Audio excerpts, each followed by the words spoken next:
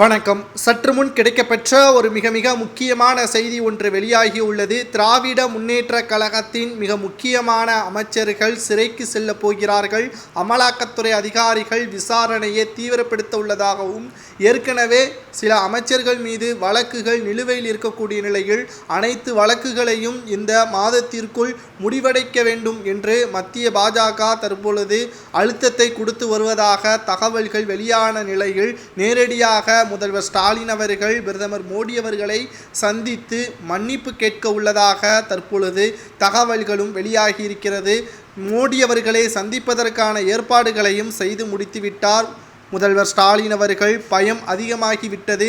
தமிழகத்தில் இன்னும் 2 ஆண்டுகள் ஆட்சி முடிவடையுமா அல்லது ஆட்சியே கலைக்கப்படுமா? அமைச்சர்கள் மீது இருக்கக்கூடிய வழக்குகள் விசாரணை நாளுக்கு நாள் தீவிரமடையக்கூடிய நிலையில் சிறைக்கு சென்றுவிட்டால் திமுகவில் இருக்கக்கூடிய 14 அமைச்சர்களும் கைது செய்யப்படுவார்கள்.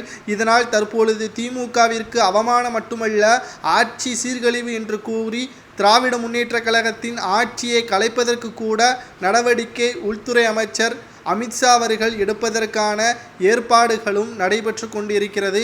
திராவிட முன்னேற்ற கழகம் தற்பொழுது செயலாற்றக்கூடிய அனைத்து விதமான நடவடிக்கைகளும் பணம் பணம் என்ற ஒரே ஒரு வாக்கியத்தை மட்டும்தான் பயன்படுத்தி கொண்டிருக்கிறது.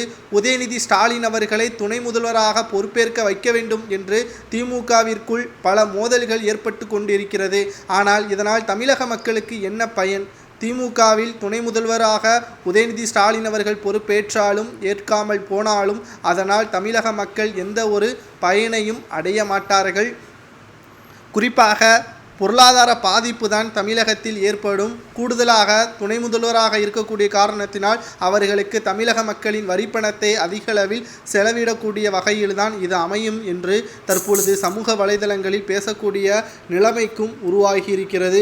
திராவிட முன்னேற்ற கழகத்தை பொறுத்தளவிற்கு இந்த 3 ஆண்டுகளில் பொருளாதாரம் மிக பெரிய அளவில் தமிழக மக்களுக்கு பாதிப்பை தான் ஏற்படுத்தியிருக்கிறது.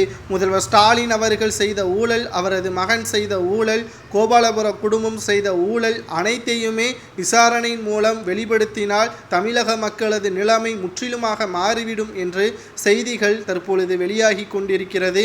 பிரதமர் மோடி அவர்களை சந்தித்து காலில் விழுந்தால்தான் இதிலிருந்து தப்பிப்பதற்கு ஒரே வழி என்று கூறி தற்பொழுது பிரதமர் மோடி அவர்களை சந்திப்பதற்கு நேரத்தை கேட்டிருக்கிறார் முதல்வர் ஸ்டாலின் அவர்கள். கடைசியாக என்னதான் பாஜகவை விமர்சனம் செய்தாலும் கடைசியாக முதல்வர் ஸ்டாலின் அவர்கள் காலில் விழுவது என்னமோ மோடி அவர்களுக்குத்தான் என்பதை பற்றி உங்களது கருத்துக்களை கமெண்ட் வாயிலாக மறக்காமல் கூறுங்கள்.